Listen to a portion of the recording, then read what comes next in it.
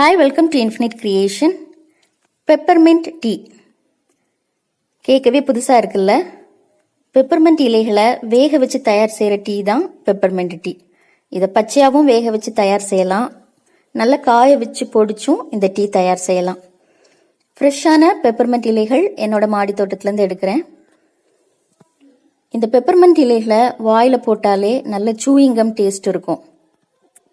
இது மின்ட் ஃபேமிலியை சார்ந்தது, அதாவது புதினா இலை குடும்பத்தை சார்ந்தது. பார்க்கறதுக்கும் கிட்டத்தட்ட புதினா இலை மாதிரி தான் இருக்கும். புதினா இலை ஒரு இளம் பச்சை நிறத்திலையும், இந்த பெப்பர்மெண்ட் இலைகள் கொஞ்சம் அடர்பச்சை நிறத்திலையும் இருக்கும்.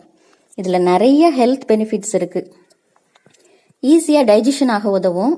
அதே மாதிரி வாய் துணாட்டத்தை சரி செய்யும். ஒன்று இல்லைன்னா 2 இலையை பிச்சு வாயில போட்டிங்கன்னா ரிஃப்ரெஷிங்காக ஃபீல் பண்ணலாம். நல்ல தூக்கம் கிடைக்கும்.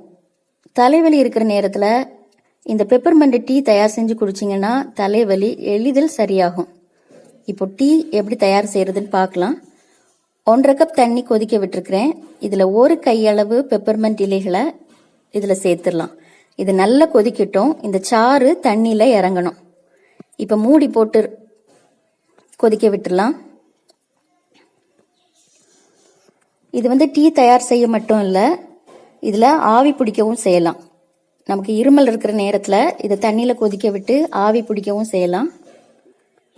இப்போ நல்லா கொதிச்சாச்சு. ஸ்டவ்வை ஆஃப் பண்ணிட்டு இதை ட்ரெயின் பண்ணி எடுத்துடலாம். இந்த சாறு நல்லா இறங்கியாச்சு.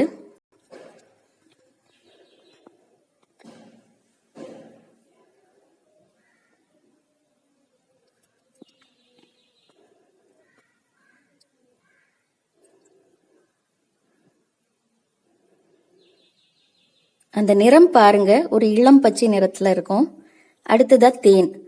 நான் 2 ஸ்பூன் தேன் சேர்க்கிறேன். நீங்க தேனுக்கு பதிலா சுகரும் சேர்க்கலாம். இது இப்போ நல்லா கலந்து விட்டுலாம்.